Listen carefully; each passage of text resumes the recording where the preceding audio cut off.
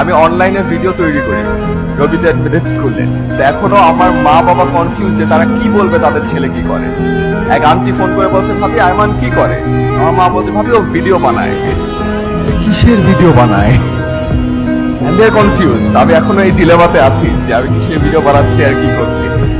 আমি এখানে এসেছি আজকে আপনাদের সাথে দুটো ছোট্ট জিনিস শেয়ার করতে। দুটো ছোট্ট পেপার। আর এই দুটো পেপার আমার লাইফের দুটো ট্রানজিশন মোমেন্টে এসেছে। প্রথম পেপারটা এসেছে আমার ঠিক এইচএসসি পরীক্ষার পরে। আপনাদের আগে অনেকের মনে আছে, আপনারা যখন এইচএসসি পরীক্ষা শেষ করেছেন তখন সাডেনলি একটা লস্ট ফিলিং চলে আসে। খেয়াল করেছেন যে এখন আমি কি করব, কোথায় যাব, দেশে পড়বো না বিদেশে পড়বো, এখানে ট্রাই করবো না ওখানে ট্রাই করবো। এন্ড সাডেনলি আপনি একটা আইডেন্টিটি ক্রাইসিসে ভোগেন। স্কুলে ছিলেন ও কি স্কুল স্টুডেন্ট, কলেজে উঠেছেন কলেজ স্টুডেন্ট, এইচএসসি পাস করে ফেলেছেন, এখন কি? এখন আপনি কলেজ স্টুডেন্টও না, ইউনিভার্সিটি স্টুডেন্টও না, আপনি অ্যাডমিশন সিকার। এই পরিস্থিতিতে কিন্তু বেশ নার্ভাস, রাইট? একটা নার্ভাস ব্রেকডাউন হয়। ঠিক সেই মুহূর্তে আমি আমার প্রথম একটা পেপার পেয়েছিলাম, এটা কল্ড গ্রিন কার্ড। আর্মির জন্য আইএসএসবি তে অ্যাপ্রুভাল পেয়েছিলাম। সো শেষমেশ আর্মিতে আমার যাওয়া হয়নি, আমি ডিসিশন চেঞ্জ করে ঢাকা বিশ্ববিদ্যালয়ে এসেছি এবং এই জিনিসটা আমার লাইফে একটা টার্নিং পয়েন্ট ছিল। এটা বলতে এটাই বোঝাচ্ছি যে একটা ট্রানজিশন পিরিয়ডের ছোট্ট একটা ডিসিশন আপনার লাইফে একটা বড় পরিবর্তন নিয়ে আসতে পারে। ঠিক তেমনি ভাবে আপনারা এখন আরো একটা ট্রানজিশন মোমেন্টে আছেন। আজকে গ্র্যাজুয়েশনের ঠিক আগ মুহূর্তে আপনি একজন স্টুডেন্ট ছিলেন, গ্র্যাজুয়েশনের ঠিক পরে আপনি আবারও একটা ছোট্ট আইডেন্টিটি ক্রাইসিসে পড়বেন। কারণ আপনি তো আর স্টুডেন্ট না, আপনি কি? আপনি তো এখনো চাকরিও হয়তো করছেন না, আপনি কি বার্ডেন, আপনি কি বেকার, আপনি কি? এন্ড এই আইডেন্টিটি ক্রাইসিসটা ইজ ভেরি ডিফিকাল্ট। এন্ড এই আইডেন্টিটি ক্রাইসিসটার এই মোমেন্টে মানুষ আরো কিছু ডিসিশন নেয়। আমি আমার লাইফে ওই সেম আইডেন্টিটি ক্রাইসিসের সময় আরেকটা খুব সুন্দর জিনিস পড়েছিলাম, যেটা আমার এই কাগজে আছে। একটা কোটেশন বা একটা উক্তি, যেটা আমি আপনাদের সবার সামনে পড়ে শোনাতে চাই।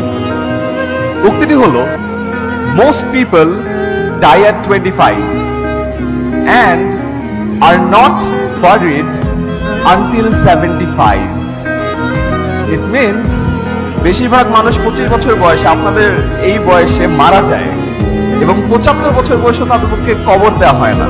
এটার মানে হলো এই যে ট্রানজিশন পিরিয়ডটা, আপনি সাডেনলি আইডেন্টিটি ক্রাইসিসে ভুগছেন।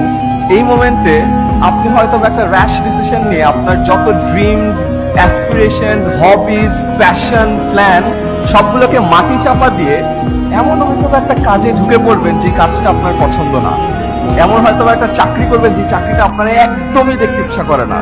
এমন একটা বসের আন্ডারে কাজ করবেন যে বসকে আপনার প্রতিদিন মেরে ফেলতে ইচ্ছা করে।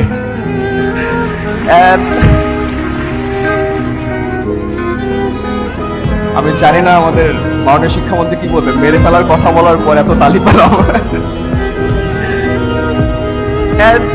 এই মোমেন্টে যখন আপনি আপনার ড্রিমস, অ্যাসপিরেশনস, প্ল্যান সবকিছুকে মাটি চাপা দিয়ে ওই কাজটাতে চলে যাচ্ছেন, আপনি কিন্তু আসলে আপনার নিজেকে মেরে ফেলছেন। আপনার সেই স্বপ্নগুলো কিন্তু আর নাই। At the end of the day আপনি 9টা 5টা চাকরি করবেন, ওই একই কাজ করতে করতে করতে করতে 75 বছর বয়সে আসলে আপনাকে মাটি চাপা দেওয়া হবে। কিন্তু যদি আপনি চিন্তা করে দেখেন, আপনি কিন্তু মারা গেছেন এই 25 বছর বয়সেই। সো আপনাদের লাইফের এটা সেকেন্ড ট্রানজিশন মোমেন্ট। এই ট্রানজিশন মোমেন্টটা অনেক ডিফিকাল্ট এন্ড এই মোমেন্টে আপনাদের একটা আইডেন্টিটি ক্রাইসিস হবে। আমি জাস্ট আপনাদেরকে একটা রিকোয়েস্ট করবো, please please please please don't die at 25। Live. চাকরি একটা হয়তো করেন, অসুবিধা নাই, বাট আপনার প্যাশনটাকে মারা যেতে দিয়েন না। Because at the end of the day ওটা যদি মারা যায়, আপনি মারা যাবেন।